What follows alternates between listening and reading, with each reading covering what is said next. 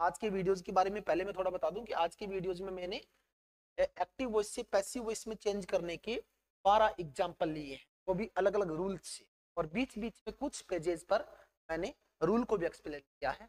तो चलिए आज का अपना वीडियो स्टार्ट करते हैं। बच्चों की डिमांड थी कि सर जो वॉइस पढ़ने के बाद हमारा जो ज्ञान है वो अपन कैसे चेक करें, तो एग्जाम में प्रश्न पुटअप होते हैं उसके अकॉर्डिंग आप कुछ वीडियोज अपलोड कीजिए। ये रहा आज आपके सामने पहला क्वेश्चन। एक मॉडल पेपर थर्ड है, चेंज इनटू पैसिव वॉइस, यानी कि हमको एक्टिव वॉइस का वाक्य दिया गया है, पैसिव वॉइस में चेंज करना है।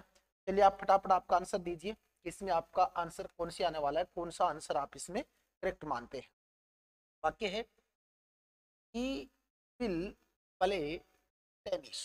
वाक्य कह रहा है ही विल प्ले टेनिस, वो टेनिस खेलेगा। ये आपका एक्टिव वॉइस का वाक्य है। ये रहे आपके सामने चार ऑप्शन।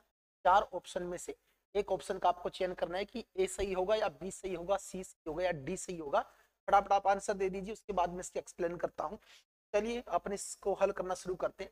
अगर एक्टिव वॉइस का वाक्य सिंपल हो तो पैसिव वॉइस का वाक्य भी क्या बनेगा, सिंपल ही बनेगा। पहली बात तो देखा हमने चारों वाक्य सिंपल ही मिले हैं।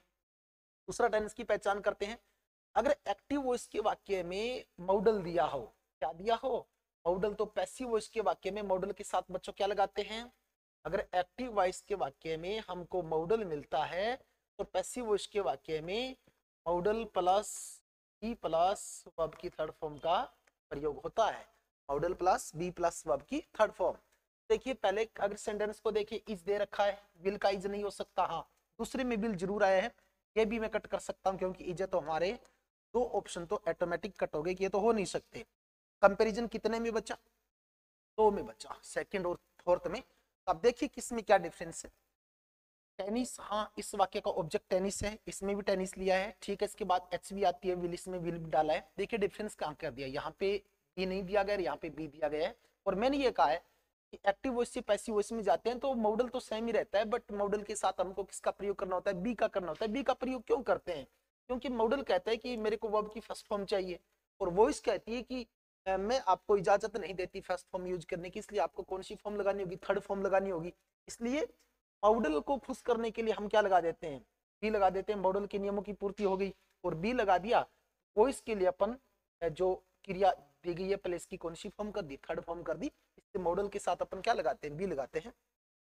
Tennis will be played by him, मतलब करेक्ट आंसर था डी। चलिए पहला प्रश्न हल करने के बाद दूसरे प्रश्न की तरफ बढ़ते हैं। दूसरा प्रश्न बड़ा ही शानदार है, बड़ा ही इंपॉर्टेंट है। प्रश्न कहता है someone had informed the police, someone had informed the police, किसी व्यक्ति ने, कोई व्यक्ति पुलिस को सूचना दे चुका था। चलिए थोड़ा टाइम आपको देना पड़ेगा, चार ऑप्शन मैंने डाले हैं, आपको अपने ज्ञान को चेक करना है। आप फटाफट हल कर लीजिए कि इसमें ए होगा, बी होगा, सी होगा या डी होगा। उसके बाद मैं आपको बताऊंगा कि एग्जाम में इस प्रकार के प्रश्न आते हैं तो किस प्रकार हम चुटकियों में इनको हल कर सकते हैं, कि जल्दबाजी समय को बचाते हुए थोड़ी सी समय में हल कर सकते हैं। फटाफट आप आंसर दीजिए अपना। चलिए मैं इसको स्टार्ट करता हूं लिखना। हमने एक्टिव वॉइस का वाक्य देखा कि सिंपल है, तो पैसिव वॉइस का वाक्य भी क्या बनेगा, सिंपल बनेगा। दूसरा हमको देखना है इस वाक्य की जो ऑब्जेक्ट है वो क्या है। इसका ऑब्जेक्ट है someone had informed the police, यानी कि इस वाक्य का ऑब्जेक्ट क्या हो गया, द पुलिस हो गया। यानी कि ऐसी वॉइस की शुरुआत किससे होनी चाहिए, द पुलिस से होनी चाहिए। चारों सेंटेंस की शुरुआत द पुलिस से हो रही है, आंसर निकल के नहीं आया। नेक्स्ट रूल लागू करते हैं। नेक्स्ट रूल कहता है यदि एक्टिव वॉइस के वाक्य में आपको हेड मिले, क्या मिले, हेड मिले, तो पैसिव वॉइस के वाक्य में बताइए सही क्रिया क्या आएगी। इस क्रियाओं से संबंधित नेक्स्ट पेज पे मैंने एक टेबल बनाई है, मैं आपको बता दूंगा कौन से टेंस का वाक्य आता है तो कौन सी क्रिया लगती है। यहाँ पे आप फटाफट उत्तर दीजिए मुझे कि अगर एक्टिव वॉइस के वाक्य में सही क्रिया आपको हेड मिलती है तो पैसिव वॉइस के वाक्य में क्या लगाते हैं। ज्यादातर बच्चों का आंसर होगा कि सर हेडविन लगाते हैं। हेडविन लगाते हैं तो देखिए पहला सेंटेंस कह रहा था पुलिस हैड इन्फॉर्म्ड, यानी कि इसमें हेड का यूज हुआ है। इट मींस ये पैसिव वॉइस का वाक्य नहीं हो सकता। दूसरा कहता है पुलिस हैज बीन, अरे हैड से हैज कैसे कर दिया, हैज बीन तो हो ही नहीं सकता। इट मींस ये भी सेंटेंस क्या है, इनकरेक्ट है। तीसरा कहता है the police had been informed by someone, और चौथा कहता है पुलिस हैड बीन इन्फॉर्म्ड। इन दोनों वाक्यों में कंपटीशन है। कौन सा वाक्य लेंगे आप फटाफट देख लीजिए। The police had been informed by someone या the police had been informed, आप सी लेंगे या डी लेंगे। थोड़ा सा मैं आप एक वर्ड लिखना चाहूंगा, इम्पोर्टेंट सब्जेक्ट, यानी कि एक्टिव वॉइस में कई बार ऐसा एक सब्जेक्ट आ जाता है जिसका लिसनर और स्पीकर दोनों को पता नहीं होता वो व्यक्ति कौन है। जैसे समवन, किसी व्यक्ति ने, हमें क्या पता वो व्यक्ति कौन था। इस प्रकार के सब्जेक्ट को अनइम्पोर्टेंट माना जाता है। पैसिव वॉइस के वाक्य में इस प्रकार के सब्जेक्ट को लिखा नहीं जाता। तो देखिए इसमें तो मैंने इंक्लूड कर रखा है, the police had been informed by someone, तो सब्जेक्ट की वजह से ये कट हो गया और ये आंसर अपना क्या बच गया, करेक्ट बच गया। बात चली अनइम्पोर्टेंट सब्जेक्ट की। आप कहोगे सर अनइम्पोर्टेंट क्या होते हैं। मैंने कहा कि एक्टिव वॉइस के वाक्य में काम करने वाला जो व्यक्ति है, जो काम करने वाला है, उसके बारे में लिसनर और स्पीकर दोनों को पता नहीं है कि समवन, किसी व्यक्ति ने, व्यक्ति कौन था। जैसे समवन हो गया, somebody हो गया, बड़ी वाले जितने भी शब्द है, somebody, everybody, anybody, nobody, thing वाले, something, anything जो है। इसके अलावा people को भी अपन छोड़ते हैं। आजकल मॉडर्न इंग्लिश में अगर अपन को एक्टिव वॉइस का वाक्य में सब्जेक्ट अगर वी या दे मिलता है तो उनको भी पैसिव वॉइस के वाक्य में इंक्लूड नहीं किया जाता, याद रखिएगा। तो ये तो दूसरा एग्जाम्पल था, इसमें अपना सही आंसर रहा डी।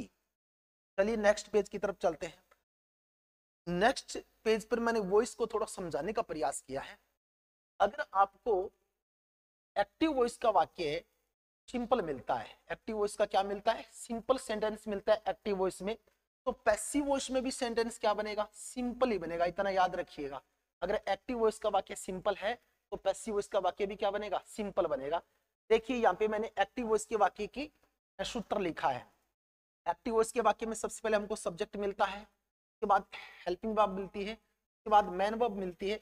मैंने क्रिया नहीं बताई, फर्स्ट फॉर्म आएगी, सेकंड फॉर्म आएगी, आईएनजी आएगी, कौन सी आएगा, क्योंकि वो टेंस के अकॉर्डिंग आती है। लेकिन स्ट्रक्चर ये मिलेगा, चाहे एक्टिव वॉइस का साधारण कोई भी वाक्य हो, सब्जेक्ट मिलेगा, नोट डाउन कर लीजिएगा, साथ साथ सूत्र आप या स्क्रीनशॉट ले लीजिएगा। सब्जेक्ट एचवी एमवी के बाद हमको मिलता है ऑब्जेक्ट, उसके बाद क्या मिलता है, अदर वर्ड मिलता है। अगर साधारण वाक्य का पैसिव वॉइस बनाते हैं तो सबसे पहले पैसिव वॉइस के वाक्य में एक्टिव वॉइस के ऑब्जेक्ट को लिखा जाता है। मैंने लिखा है object active voice, active voice का जो ऑब्जेक्ट होता है उसका लिखा जाता है। उसके बाद साइकिल आती है। पैसिव वॉइस में हमेशा वर्ब की कौन सी फॉर्म आती है, थर्ड फॉर्म आती है। एक्टिव वॉइस में कोई भी फॉर्म आ सकती है। उसके बाद मोस्टली बाय लगाया जाता है, सब्जेक्ट आता है, ये कौन सा एक्टिव वॉइस का सब्जेक्ट आता है। तो एक्टिव से पैसिव में जब अपन चेंज करते हैं तो सब्जेक्ट और ऑब्जेक्ट अपनी जगह चेंज कर लेते हैं। ये तो सिंपल। दूसरा ये कह रहा है अगर एक्टिव वॉइस का वाक्य आपको नेगेटिव मिले तो पैसिव वॉइस का वाक्य भी क्या बनेगा, नेगेटिव ही बनेगा। इतना ध्यान रखना आप, एक्टिव वॉइस का वाक्य नेगेटिव तो पैसिव वॉइस का वाक्य भी क्या बनेगा, नेगेटिव बनेगा। ये मैंने नेगेटिव सेंटेंस का स्ट्रक्चर लिखा है जो मोस्टली यूज में लिया जाता है प्रत्येक टेंस में। अगर एक्टिव वॉइस का कोई भी वाक्य नेगेटिव है तो उसका स्ट्रक्चर आपको यही मिलेगा। सबसे पहले आपको सब्जेक्ट मिलेगा, उसके बाद आपको साइक्रिया मिलेगी। अंतर इतना किया कि इसमें नोट नहीं लगाया था, इसमें क्या लगा दिया, नोट लगा दिया। उसके बाद वर्ब, ऑब्जेक्ट और अदर वर्ड आ जाते हैं। पैसिव वॉइस के नेगेटिव सेंटेंस की बात करें तो पैसिव वॉइस के नेगेटिव सेंटेंस में first of all active voice का जो ऑब्जेक्ट है वो लिखा जाएगा, एक्टिव वॉइस का ऑब्जेक्ट। उसके बाद साइक्रिया आएगी, सेम ही सूत्र रहेगा, यानी कि साइक्रिया आ गई, उसके बाद नोट आएगा। नोट के बाद अपन पैसिव वॉइस में हमेशा वर्ब की कौन सी फॉर्म लगाते हैं, थर्ड फॉर्म लगाते हैं, और मोस्टली बाई का प्रयोग। और सब्जेक्ट आता है किसका, एक्टिव वॉइस का, और उसके बाद अपन क्या लगाते हैं, अदर वर्ड लगाते हैं। अगर बात करूं मैं प्रश्नवाचक वाक्य की, एक्टिव वॉइस का वाक्य अगर प्रश्नवाचक हो तो पैसिव वॉइस का वाक्य भी क्या बनेगा, प्रश्नवाचक ही बनेगा, इंट्रोगेटिव ही बनेगा, चाहे वो एचवी से शुरू होने वाला हो और चाहे वो डब्ल्यूएच वर्ड से शुरू होने वाला हो। अगर हम इन तीन सूत्र को याद कर लेते हैं, इन तीन नियमों को याद कर लेते हैं, तो एक्टिव से पैसिव में चेंज करने के 60-70% जो सेंटेंस हैं वो अपन आसानी से हल कर सकते हैं। ये इंट्रोगेटिव सेंटेंस का मैंने सूत्र लिखा है, और ये पैसिव में इंट्रोगेटिव सेंटेंस में क्या सूत्र लगाते हैं वो फॉर्मूला मैंने लिखा है। देखिए इंट्रोगेटिव सेंटेंस में कंफर्म है, सबसे पहले साइक्री आती है, उसके बाद सब्जेक्ट आता है, उसके बाद वर्ब की कोई भी फॉर्म आ सकती है एक्टिव वाक्य में, उसके बाद ऑब्जेक्ट आता है, अदर वर्ड आता है, लास्ट में क्वेश्चन मार्क आता है। लेकिन पैसिव वॉइस के वाक्य में सबसे पहले तो हमको एचवी लिखनी है ऑब्जेक्ट देकर, उसके बाद हमको ऑब्जेक्ट लिखना है, और इस वाक्य में काम करेगा सब्जेक्ट का, कौन सी वाक्य होगा, एक्टिव वॉइस का। उसके बाद वर्ब की थर्ड फॉर्म लगाने, क्योंकि वॉइस पैसिव वॉइस में वर्ब की कौन सी फॉर्म आती है, थर्ड फॉर्म आती है। उसके बाद मोस्टली बाय लगाते हैं, उसके बाद सब्जेक्ट आएगा किसका, एक्टिव वॉइस के वाक्य का, और उसके बाद अदर वर्ड लगाने, लास्ट में क्वेश्चन मार्क लगाने हैं। तो बीच में थोड़े से रूल एक्सप्लेन करने की मैंने कोशिश की है, रूल को नोट डाउन कर लीजिएगा, बड़े मोस्ट इंपोर्टेंट है कि simple to simple, negative to negative, interrogative to interrogative. थोड़ा सा टेंस संबंधी चार्ट भी मैंने बनाया, उसके बाद अपन आगे फिर एग्जाम्पल लिखे, मैंने एग्जाम्पल की तरफ चलेंगे, बीच में थोड़ा सा रूल दिया है। ये मैंने बात की है टेबल की, इसकी बात की है टेंस टेबल की। एक्टिव वॉइस में कौन सा टेंस हो तो पैसिव वॉइस में कौन सा टेंस आता है। यदि एक्टिव वॉइस के वाक्य में आपको वर्ब की फर्स्ट फॉर्म मिलती है, वर्ब की फर्स्ट फॉर्म के साथ एस या ईएस मिलता है, या डू या डज मिलता है, तो कन्फर्म है ये प्रेजेंट इंडेफिनिट टेंस। यदि एक्टिव वॉइस के वाक्य में प्रेजेंट इंडेफिनिट टेंस मिले तो पैसिव वॉइस के वाक्य में साइक्रिया कौन सी टेंस की लगाते हैं, प्रेजेंट कंटिन्यूअस की लगाते हैं। तो पैसिव वॉइस के वाक्य में इज आर एम के साथ आप वर्ब की कौन सी फॉर्म लगाएंगे, थर्ड लगाएंगे। दूसरा टेबल ये कहता है यदि एक्टिव वॉइस के वाक्य में प्रोग्रेसिव फॉर्म मिलती है, यानी कि इज आर एम के साथ क्या मिलता है, वर्ब की फर्स्ट फॉर्म प्लस आईएनजी मिलता है, तो ये कौन सा टेंस हुआ बच्चों, ये टेंस हो गया प्रेजेंट कंटिन्यूअस। एक्टिव वॉइस का वाक्य हमें प्रेजेंट कंटिन्यूअस का मिलता है, तो पैसिव वॉइस के वाक्य में हम साइक्रिया कौन सी टेंस की लगाएंगे, साइक्रिया प्रेजेंट कंटिन्यूअस की रखेंगे, बट उसके साथ हमको क्या लगाना है, बीइंग लगाना है। ये बीइंग क्यों लगाते हैं पता है, इज आर एम के साथ बीइंग इसलिए लगाते हैं, मैं बताता हूं आपको, क्लियर कर देता हूं कि जो कंटिन्यूअस पार्ट है, मैंने कहा कि साइक्रिया हम इज आर एम ही रखेंगे। अगर इज आर एम रखेंगे तो ये तो प्रोग्रेसिव वर्ब है, ये कहता है कि मेरे पास कौन सी वर्ब चाहिए, मेरे को आईएनजी फॉर्म चाहिए, तो बीइंग लगाकर इसको कौन सी फॉर्म प्रोवाइड कर दी गई, आईएनजी फॉर्म प्रोवाइड कर दी गई। फिर सेंटेंस में हम जो मेन वर्ब बचती है तो पैसिव फॉर्म में चेंज कर देते हैं और वर्ब की कौन सी फॉर्म लगा देते हैं, थर्ड फॉर्म लगा देते हैं। इसके साथ किसका यूज हुआ, बीइंग का यूज हुआ। तीसरा जो मैंने नियम दिया है, एक्टिव वॉइस के वाक्य में अगर हमको हैज हैव मिलता है, क्या मिलता है, हैज हैव, एक बेनिफिट इसका ये होता है कि हैज हैव के साथ वर्ब की कौन सी फॉर्म आती है, थर्ड फॉर्म आती है। एक्टिव वॉइस के वाक्य में अगर हमको हैज हैव प्लस वर्ब की थर्ड फॉर्म मिलती है, तो पैसिव वॉइस के वाक्य में हैज हैव के साथ बिन लगाते हैं और वर्ब की कौन सी फॉर्म लेते हैं, थर्ड फॉर्म लेते हैं। हैज हैव के साथ बिन लगाते हैं और वर्ब की थर्ड फॉर्म लेते हैं। इस प्रकार अपने 1 2 3 तीन टेंस से संबंधित बातें क्लियर हो गई। चौथा आपको वाक्य मिल सकता है पास्ट इंडेफिनिट टेंस का, कौन से टेंस का, पास्ट इंडेफिनिट का। उसकी पहचान क्या होगी, या तो वर्ब की सेकंड फॉर्म मिलेगी या फिर आपको क्या मिलेगा, डिड मिलेगा। अगर आपको एक्टिव वॉइस के वाक्य में वर्ब की सेकंड फॉर्म मिलती है या डिड मिलता है, तो पैसिव वॉइस के वाक्य में आप वोज वर्ब के साथ वर्ब की कौन सी फॉर्म लगाएंगे, थर्ड फॉर्म लगाएंगे। एक्टिव वॉइस में पास्ट इंडेफिनिट है तो पैसिव वॉइस में कंटिन्यूअस के अपन क्या लगाते हैं, क्रिया लगाते हैं, यानी कि एक कदम आगे चल के जाते हैं। इंडेफिनिट को कंटिन्यूअस, कंटिन्यूअस को कंटिन्यूअस में रखते हैं, परफेक्ट, परफेक्ट कंटिन्यूअस की एचवी लेते हैं। अगर एक्टिव वॉइस के वाक्य में हमको वोज वर्ब मिल जाता है, एक्टिव वॉइस के वाक्य में वोज वर्ब, तो बताइए पैसिव वॉइस के वाक्य में क्या लगाएंगे, इज आर एम के साथ क्या लगाया था, बीइंग लगाया था, वही चीज होगी। वोज वर्ब के साथ बीइंग लगा दिया और वर्ब की कौन सी फॉर्म कर दे, थर्ड फॉर्म कर दे। यदि एक्टिव वॉइस के वाक्य में आपको हेड प्लस वर्ब की थर्ड फॉर्म मिलती है, हेड प्लस वर्ब की थर्ड फॉर्म मिलती है, तो पैसिव वॉइस के वाक्य में आप हैड बीन प्लस वर्ब की कौन सी फॉर्म लगाएंगे, थर्ड फॉर्म लगाएंगे। यदि एक्टिव वॉइस के वाक्य में विल हैव या शैल हैव प्लस वर्ब की थर्ड फॉर्म मिलता है, तो पैसिव वॉइस के वाक्य में विल हैव शैल हैव के साथ आप क्या लगाएंगे, विल लगाएंगे और वर्ब की कौन सी फॉर्म हो जाएगी, थर्ड फॉर्म हो जाएगी। ये हो गई आपकी टेंस से संबंधित टेबल, यानी कि एक्टिव वॉइस के वाक्य में अगर ये टेंस मिलते हैं तो पैसिव वॉइस के वाक्य में क्रियाएं इनकी लगाते हैं। एक छोटा सा रूल और लिखा है मैंने, अगर आपको मिलता है मॉडल, मॉडल संख्या में कितने होते हैं, 13 होते हैं। Can, could, shall, should, will, would, may, might, must, dare, ought to, need not, used है और नीड नॉट यूज्ड है। ये जो 13 मॉडल है, अगर इनमें से कोई भी एक मॉडल मिलता है तो पैसिव वॉइस के वाक्य में आप मॉडल सेम रखेंगे, कैन का कैन, कुड का कुड, शैल का शुड और विल का विल और वुड का वुड। यानी मॉडल चेंज नहीं करना, आपको कैन का कुड नहीं करना है, कैन का कैन ही रखना है, कुड का कुड ही रखना है, सेल का सेल रखना है, वुड का वुड रखना है। किसमें, पैसिव वॉइस में। एक्टिव वॉइस में मिले तो, और उसके साथ एक मात्र अंतर करना है, वो क्या करना है, आपको बी लगा, क्या लगाना है, बी लगाना है। ये आपकी हो गई टेंस वाली टेबल, पीछे थी सेंटेंस के स्ट्रक्चर वाली टेबल। चलिए अब अपना जो मूल काम था, बीच में थोड़े रूल समझाए, की तरफ चलते हैं अपन, और अपना एग्जाम्पल नंबर आ जाता है 3। बड़ा इंपॉर्टेंट है, बहुत ही इंपॉर्टेंट पर्सन है, बहुत बार एग्जाम में पूछा गया है। वाक्य को ध्यान से देखिए, The cow gives us milk, गाय हमको क्या देती है, दूध देती है। अगर इस सेंटेंस का अपन एनालिसिस करें तो द cow इस सेंटेंस का क्या हो गया, सब्जेक्ट हो गया। गिव्स इस सेंटेंस का क्या हो गया, वर्ब हो गया। us क्या हो गया, इनडायरेक्ट ऑब्जेक्ट हो गया। मिल्क क्या हो गया, डायरेक्ट ऑब्जेक्ट हो गया। तो ऑब्जेक्ट वाला वाक्य मिला है, और इस सेंटेंस का नाम है डबल ऑब्जेक्ट वाले सेंटेंस। और डबल वाले ऑब्जेक्ट वाले सेंटेंस की बात पिछले वीडियोज में चली थी, और मैंने कहा था कि इसके 2 तरीके होते हैं हल करने के, दोनों आपको अगले वीडियोज में बताऊंगा।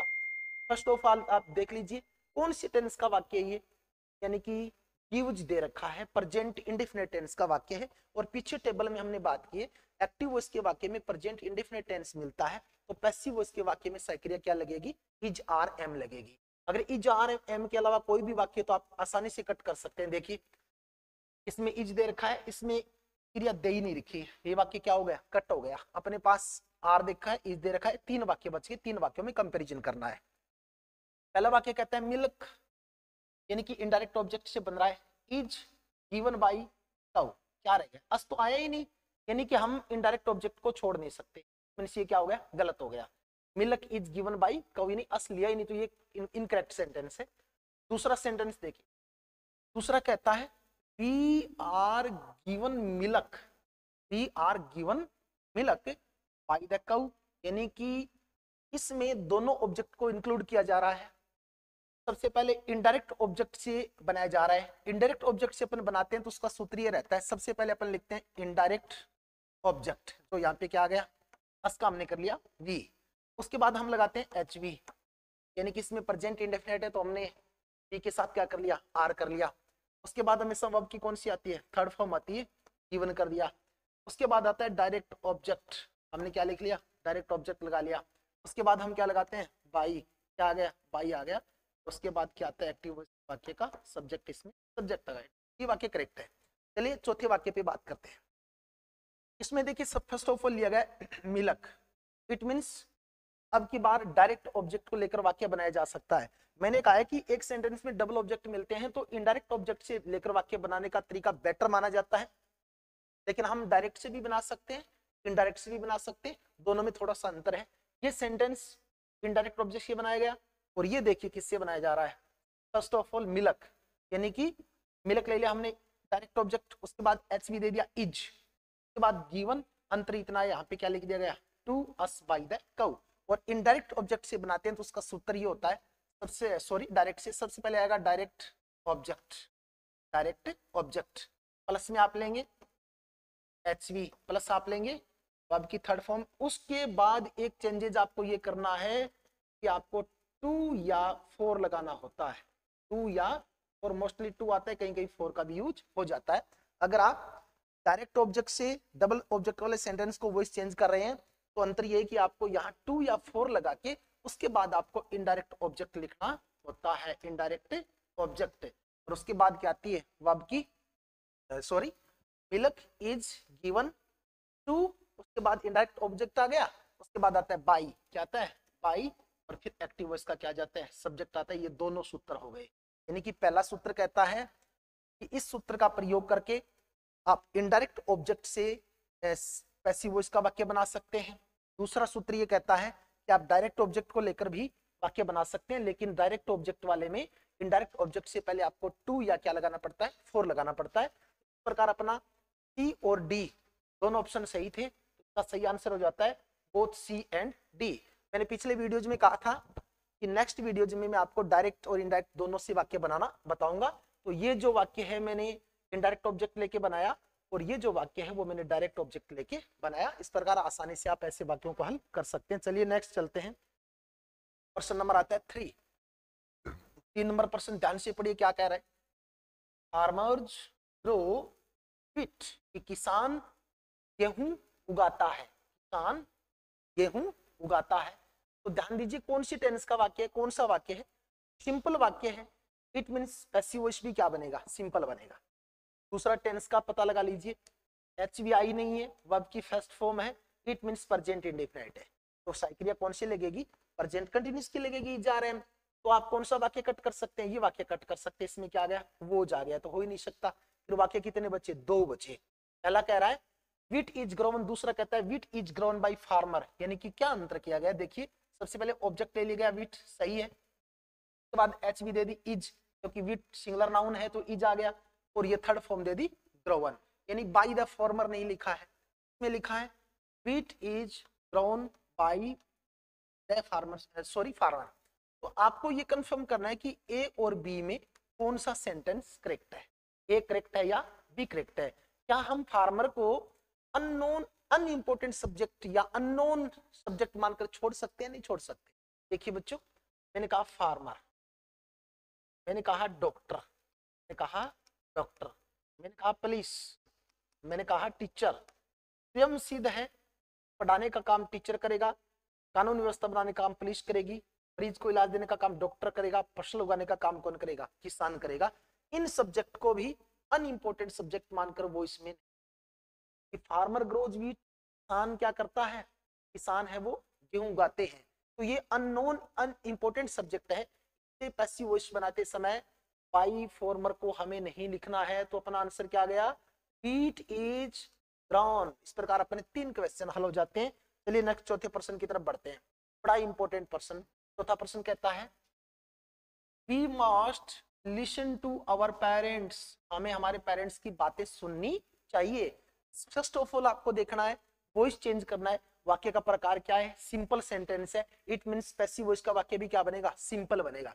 हल करने का तरीका, first of all simple sentence में ऑब्जेक्ट आता है। इसका ऑब्जेक्ट देख लीजिए क्या है। इसका ऑब्जेक्ट है आवर पेरेंट्स। इस वाक्य की शुरुआत आवर पेरेंट्स से नहीं, उसको आप काट सकते हैं क्योंकि वो सही नहीं होगा। इसमें देखिए आवर पेरेंट्स, आवर पेरेंट्स सिर्फ पेरेंट्स, सिर्फ आवर को हम छोड़ नहीं सकते, ओवर को हम छोड़ नहीं सकते। अगर ऑब्जेक्ट से पहले कोई पजेसिव प्रोनाउन या सॉरी एडजेक्टिव आता है तो उसको उसके साथ ही रखना पड़ता है। जैसे our parents, my parents, their parents, his parents, her parents, इसको आप इस नाउन से अलग नहीं कर सकते। और इस सेंटेंस में अलग करने का प्रयास किया गया। इट मींस ये सेंटेंस क्या नहीं है? करेक्ट नहीं है। कितने में कंपटीशन रह गया? 2 में रह गया, पहला और तीसरा। चलिए पहले को देखते हैं। पहला कहता है our parents must listened by us. देखिए बच्चों, अगर टेंस की बात करें तो मॉडल है, और पैसिव वॉइस के वाक्य में मॉडल के साथ हमको क्या लगाना पड़ता है? बी लगाना पड़ता है, तब जाके अपन वर्ब की कौन सी फॉर्म लगा सकते हैं? थर्ड पैसिव फॉर्म लगा सकते हैं। मॉडल कहता है मुझे तो फर्स्ट फॉर्म चाहिए, तो वो बी देते हैं अपन। और वॉइस कहता है कि मुझे पैसिव फॉर्म चाहिए, वो थर्ड फॉर्म होती है। तो इस वाक्य में तो देखो मस्ट के बाद बी लगाया ही नहीं, और मस्ट के बाद वर्ब की थर्ड फॉर्म आ ही नहीं सकती। इट मींस ये सेंटेंस क्या हो गया? इनकरेक्ट हो गया।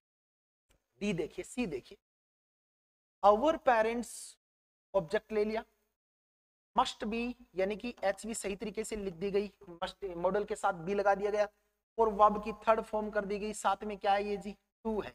और इसमें आप देखें तो लिसन के बाद क्या नहीं लगाया गया था? टू भी नहीं लगाया गया था। ये लिसन टू क्या है? ये है फ्रेजल वर्ब। क्या है? Phrasal verb. कई बार वर्ब के बाद हमको कोई प्रीपोजिशन मिलता है, जैसे put up, give up, given, put off, है ना? इसी तरह लिखा है लिसन टू। अगर वर्ब के साथ कोई भी प्रीपोजिशन मिले तो वो वर्ब के साथ ही रहेगा, उसको आप ड्रॉप नहीं कर सकते, क्योंकि वो फ्रेजल वर्ब है, संयुक्त क्रिया है। इसमें देखिए फ्रेजल वर्ब भी नहीं दी थी, एक भी रीजन था कि इसको टू को छोड़ दिया गया था, इसमें मस्ट के साथ बी भी नहीं लगाया गया था। ये एकदम से करेक्ट सेंटेंस है। Our parents must be listen to. और अस मैंने पहले ही बताया था, दे और वी को मॉडर्न इंग्लिश में अनइम्पोर्टेंट सब्जेक्ट माना जाता है और उनको लिखा नहीं जाता। इस प्रकार अपना सही आंसर हो जाता है सी। अपने क्वेश्चन हो गए 4। चलिए नेक्स्ट फटाफट 5वें प्रश्न की तरफ बढ़ते हैं। आप पढ़ लीजिए 5वां प्रश्न क्या कह रहा है। एक नया स्ट्रक्चर आपके लिए इंपॉर्टेंट, देखिए, there is no time to lose. There is no time to lose की समय बर्बाद करने के लिए हमारे पास है ही नहीं। ये एक अलग सी स्ट्रक्चर है। जिस स्ट्रक्चर की शुरुआत देर से होती है, उनमें पैसिव वॉइस बनाने के लिए आपको ये तो स्ट्रक्चर सेम ही रखना है। ठीक है, देखिए, there is no time, there is no time to lose, there is no time to play, there is no time to do our work. इस प्रकार का एक स्ट्रक्चर होता है। इस प्रकार के स्ट्रक्चर में जो स्ट्रक्चर देर से शुरू होता है उसमें पैसिव वॉइस बनाने का तरीका है कि जहां हमको टू प्लस वर्ब की फर्स्ट फॉर्म मिलती है, पैसिव वॉइस बनता है उस वर्ब का। वॉइस चेंज करते हैं अपन उस वर्ब का। तो आपको करना क्या होता है, टू के बाद आप बी लगाएं और उसके बाद जो वर्ब आई है तो पैसिव वॉइस में चेंज कर दीजिए, वर्ब की थर्ड फॉर्म लगा दीजिए, पैसिव वॉइस बन जाएगा। There is no time to be lost, structure के अकॉर्डिंग आ रहा है। दूसरा देखिए, देयर वोज, यानी वोज नहीं हो सकता, यहाँ पे इजारे में तो इजारे में रहेगा, वोजवर है तो वोजवर रहेगा। ये सेंटेंस ध्यान से देखिए, देयर इज नोट टाइम, मैं नो का क्या कर रहा हूँ, नोट कर रहा हूँ। आप वर्ड को चेंज नहीं कर सकते, नो है तो क्या रखना पड़ेगा, नो ही रखना पड़ेगा, नोट है तो क्या रखना पड़ेगा, नोट ही रखना पड़ेगा। इट मींस ये सही नहीं है। देयर इज नो टाइम आता, मैंने क्या कर दिया नो टाइम, और तो करेक्ट है, there is no time in to be के बाद मैंने आपकी पैसिव फॉर्म बनानी है, तो यहाँ तो सही था, लेकिन यहाँ पे एक चीज क्या होगी, गड़बड़ हो गई, यहाँ पे मैंने इसलिए इनकरेक्ट कर दिया क्योंकि वो जा गया। ये कह रहा है देयर इज नो टाइम, यहाँ तक ठीक है, ये तो फ्रेज सेम ही रहेगी, वॉइस चेंज नहीं होगा इसमें। फिर कह रहा है to be lose, to be lose, मैंने तो ये कहा था कि टू के बाद बी लगाए, बी के बाद वर्ब की कौन सी फॉर्म लगाए, थर्ड फॉर्म लगाए, लेकिन मैं यहाँ तो लूज का लूज ही रख रहा हूँ, इट मींस ये भी करेक्ट नहीं है, क्योंकि वॉइस में हमेशा वर्ब की कौन सी फॉर्म आती है, थर्ड फॉर्म आती है। ये वाक्य देखिए फिर ये बच जाता है answer, there is no time to be lost, ये एकदम से करेक्ट इसका आंसर है, there is no time to be lost. शायद देर वाला स्ट्रक्चर आपके अच्छी तरह से समझ में आ गया। देर वाले स्ट्रक्चर में लास्ट में हमको टू प्लस वर्ब की फर्स्ट फॉर्म मिलती है, उसका वॉइस बनाना होता है, इसको वॉइस पैसिव वॉइस में वर्ब को चेंज करना होता है बी लगाकर। नेक्स्ट पर्सन देखिए 6 नंबर, बड़ा important person, very very most important example. वाक्य कह रहा है आई नाउ हिम, मैं उसे जानता हूं, आई नाउ हिम, मैं उसे जानता हूं, यानी कि सिंपल सेंटेंस है। कौन सा सेंटेंस बनेगा, सिंपल बनेगा, पहली बार, यानी नेगेटिव कोई दिया भी नहीं है, कोई ऑप्शन कट नहीं कर सकते। वर्ब की पहचान कीजिए, वर्ब की first form I, it means ये प्रेजेंट इंडेफिनाइट है, तो पैसिव वॉइस के वाक्य में साइकिल क्या लगेगी, इजआरएम लगेगी, इजआरएम लगेगी, तो अपन इस सेंटेंस को कट कर सकते हैं क्योंकि इसमें क्या दिया गया है, वॉज दिया गया है, इस सेंटेंस को कट कर सकते हैं क्योंकि इसमें क्या दिया गया है, हैज दिया गया, तो ऑप्शन कट हो गए। ऑप्शन कितने बचे, 2 बचे जी, ये 2 बचे, दोनों में अंतर कहाँ है देखिए, ठीक है, ऑब्जेक्ट हिम है, ही बना लिया, हिम का ही बना लिया, सिंगुलर है, सिंगुलर वर्ब आ गई, नॉन है, थर्ड फॉर्म नॉन आ गई, अंतर ये आया बाई और टू का, दोनों में क्या है, ही है, बाई और टू का। मैंने जब सिंपल सेंटेंस का स्ट्रक्चर लिखा था तो एक बात कही थी कि मोस्टली पैसिव वॉइस के वाक्य में एक्टिव वॉइस के जो सब्जेक्ट अपन ऑब्जेक्ट के रूप में लेके जाते हैं उससे पहले बाई आता है। मैंने कहा था मोस्टली, मैंने ये नहीं कहा था हमेशा, कुछ वर्ब ऐसी होती हैं जो बाई नहीं रखती, के साथ दूसरे प्रीपोजिशन का क्या करना पड़ता है, प्रयोग करना पड़ता है। तो परीक्षा की दृष्टि से ये रूल बड़ा इंपॉर्टेंट हो जाता है, क्योंकि उस रूल से हटकर रूल है ये। तो जो लोग भीड़ के पीछे चलते हैं वहां कुछ हासिल नहीं होता, जो लोग अकेला अपना रास्ता बनाते हैं उनको अवश्य न कुछ मिलता है। तो ये भीड़ वाला वाक्य नहीं, अकेला वाक्य, थोड़ा ध्यान दीजिएगा, फोकस कीजिएगा इसकी तरफ। वाक्य कह रहा है he is known by me, और इसमें he is known to me, तो जो क्रिया है ना नो, तो अगर एक्टिव वॉइस के वाक्य में आपको नो क्रिया मिलती है तो पैसिव वॉइस के वाक्य में इसमें हमेशा टू का प्रयोग होता है, बाई का प्रयोग नहीं होता। नो के बाद क्या लगेगा, टू लगेगा, now to, he is known to me, he is known to me. तो ये सेंटेंस एकदम से क्या था, करेक्ट था। इसी संदर्भ में इधर कुछ वर्ड लिखे मैंने पहले इसका पीपीटी बना के रखा था ताकि थोड़ा समय कम लगे।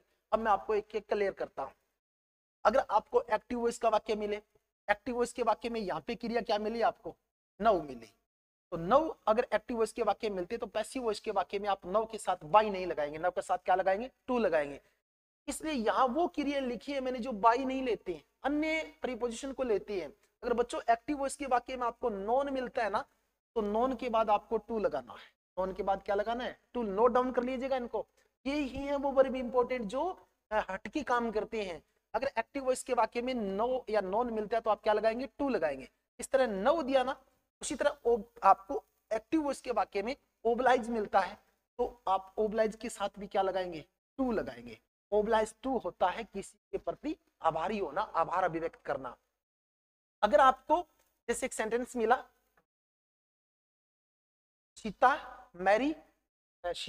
मैरी रहीम, कि सीता ने रहीम से क्या की, शादी की। अगर उस वॉइस का आप एक्टिव वॉइस के वाक्य में आपको मैरी वाली की वर्ब मिलती है तो पैसिव वॉइस के वाक्य में आप बाई न लगा के क्या लगाएंगे, टू लगाएंगे। अगर एक्टिव वॉइस के वाक्य में आपको क्रिया एडमिटेड मिलती है तो पैसिव वॉइस में आप टू लगाएंगे, बाई नहीं लगाएंगे। यानी कि कितनी क्रियाएं हो गई, नॉन, ओब्लाइज्ड, मैरिड, एडमिटेड, ये 4 ऐसी क्रियाएं हैं जो अगर एक्टिव वॉइस के वाक्य में मिले तो पैसिव वॉइस के वाक्य में आपको इसके साथ बाई नहीं लगाना, आपको क्या लगाना है, टू लगाना है। फिर देखिए एक क्रिया वंडर आपको मिलती है तो इसके साथ आपको लगाना है एट, क्या लगाना है, वंडर। अगर एक्टिव वॉइस के वाक्य में जैसे नो की जगह आपको वंडर मिल जाए तो पैसिव वॉइस के वाक्य में बाई नहीं लगा के क्या लगाएंगे, एट लगाएंगे। वंडर एट होता है आश्चर्यचकित होना किसी के व्यवहार से, एस्टोनिश्ड होता है आश्चर्यचकित होना किसी के व्यवहार से, एम्ड एट लक्ष्य की तरफ इशारा करता है, और अलार्म्ड एट खतरे की घंटी की तरफ इशारा करता है। 4 वर्ब हो गई एट वाली, यानी आपको वंडर, एस्टोनिश्ड, एम्ड और अलार्म्ड अगर एक्टिव वॉइस के वाक्य में मिलती है तो पैसिव वॉइस के वाक्य में आप बाई की जगह क्या लगाएंगे, एट लगाएंगे। फिर देखिए एक वर्ड लिखा है मैंने, सॉरी सरप्राइज्ड भी इसी में आता है, सरप्राइज के साथ भी क्या आएगा, एट आएगा, नोट डाउन कर लीजिएगा इनको। नेक्स्ट वर्ब है सैटिस्फाइड किसी व्यक्ति से, जैसे I am satisfied Mohan, I am satisfied with Mohan, with Mohan, I am satisfied with Mohan, कि मोहन से मैं क्या हूं, संतुष्ट हूं। इस प्रकार ये सैटिस्फाइड क्रिया मिली, इसके साथ मैंने किसका यूज किया, विथ का किया। जैसे एक्टिव वॉइस का वाक्य मैं आगे लेके बता दूंगा, मैंने यहाँ पे सिर्फ ये बताया कि सैटिस्फाइड के साथ कोई व्यक्ति से सहमत होते हैं तो क्या आता है, विथ आता है। जैसे ये व्यक्ति मोहन से क्या है, संतुष्ट है, अगर सैटिस्फाइड मिलता है आप विथ लगाएंगे, अगर आपको प्लीज्ड मिलता है तो क्या लगाएंगे, विथ लगाएंगे, प्लीज्ड मिलता है तो आप विथ लगाएंगे। जैसे प्लीज्ड का एक वाक्य एक्टिव का मैं आपको लिख के दिखाई देता हूँ, इधर थोड़ा क्लीन कर लेता हूँ। मैंने एक वाक्य लिखा, चलिए अपन प्लीज से एक वाक्य लिखते हैं, प्लीज से एक वाक्य लिखिए एक्टिव का और उसका पैसिव बनाने का प्रयास करते हैं ताकि आपके रूल क्या आ जाए, समझ में आ जाए। जैसे मैंने एक सेंटेंस लिया, ही प्लीज्ड मी, देखिए ही प्लीज्ड मी, ये इसका सब्जेक्ट हो गया, ये इसकी वर्ब हो गई और ये इसका क्या हो गया, ऑब्जेक्ट हो गया। ये एक्टिव वॉइस का वाक्य है और एक्टिव वॉइस के वाक्य में क्रिया क्या मिली, प्लीज मिली। पैसिव वॉइस बनाएंगे, मी का क्या हो जाएगा, आई हो जाएगा। वर्ब की सेकंड फॉर्म है तो जो एच वो किसकी लगेगी, कंटिन्यूस की लगेगी, वो जेवर, तो आई वोज। प्लीज की थर्ड फॉर्म प्लीज दे रखा है, आई वोज प्लीज।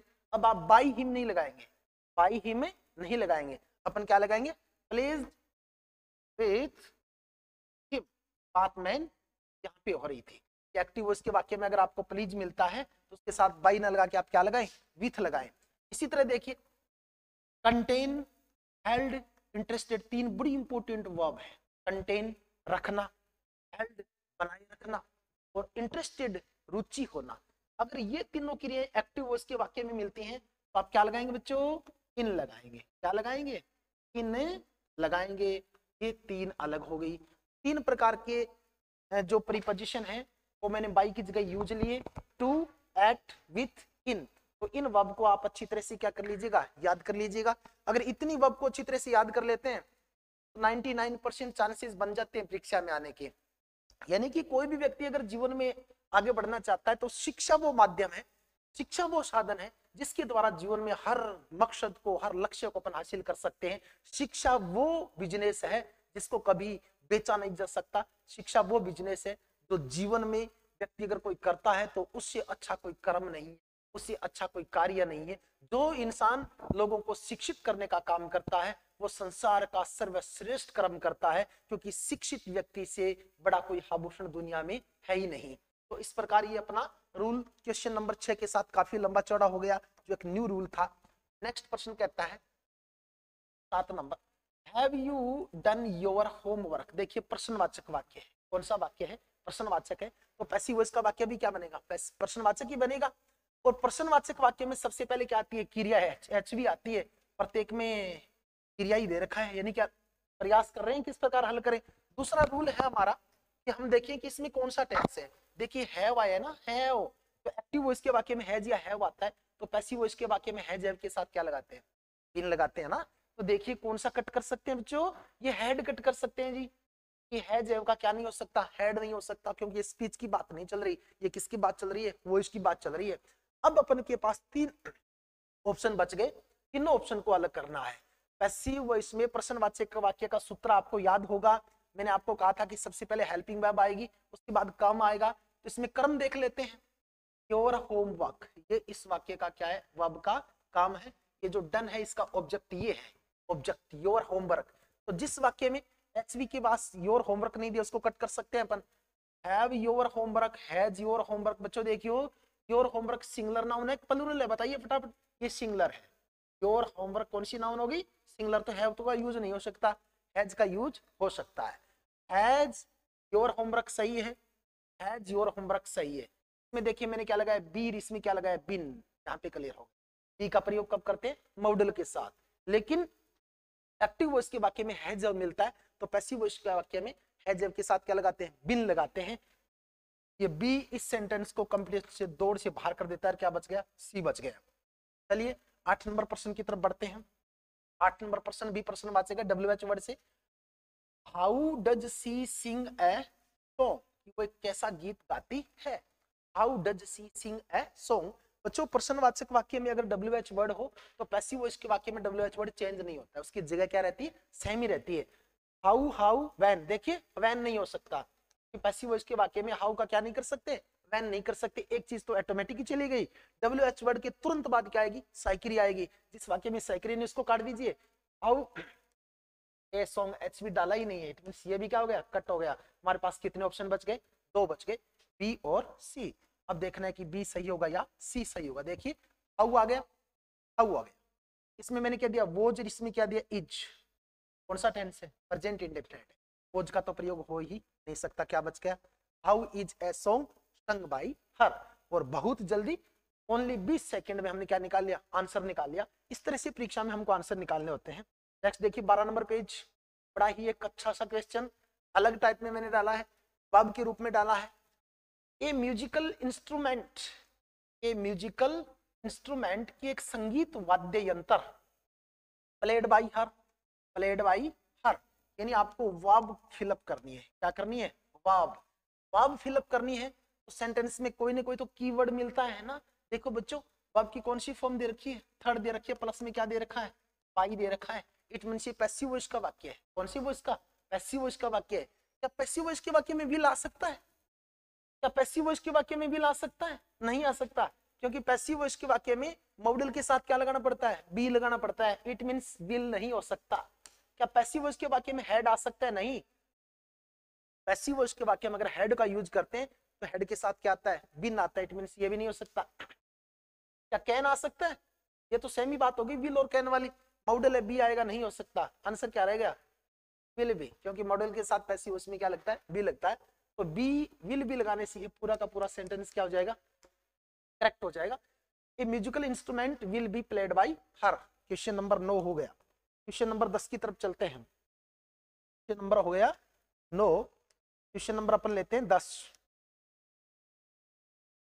10 नंबर प्रश्न क्या कहता है देखिए आप। 10 नंबर प्रश्न बड़ा ही इंपॉर्टेंट है। 10 नंबर थोड़ी सी टेक्निक मिस्टेक है, सॉरी, क्षमा प्रार्थी है। नेक्स्ट प्रश्न देखिए 10 नंबर प्रश्न कहता है वंस प्रोमिस शुड बी, यानी कि आप पूछिए once promise should be, one promise should be. आपको बताना है कि वर्ब की कौन सी फॉर्म आएगी। गैस लगाना पड़ेगा, दिमाग लगाना पड़ेगा, क्योंकि दिमाग लगाने से हर प्रकार की समस्याएं हल होती हैं। जीवन में समस्याएं तो बहुत आती हैं, लेकिन वो इंसान हमेशा अपने गंतव्य स्थल को पार कर जाते हैं जो इंसान अपने निश्चय पे अडिग रहता है। विद्यार्थियों की सबसे बड़ी समस्या क्या है? पेशेंस को खोना। पेशेंस मत खोइए, दृढ़ निश्चय रखिए, पेशेंस रखिए, सफलता एक दिन आपका दरवाजा जरूर खटखटाएगी। वंस प्रोमिस शुड बी, यानी कि ऐसी वो इसका वाक्य है, शुड के साथ बी लगाए। क्या कीपिंग आ सकता है? सोचिए आप, मॉडल के साथ बी कब लगाते हैं? मॉडल के साथ बी तब लगाते हैं जो वाक्य कौन सी वॉइस का हो? पैसिव वॉइस का हो। कौन सी वॉइस का हो?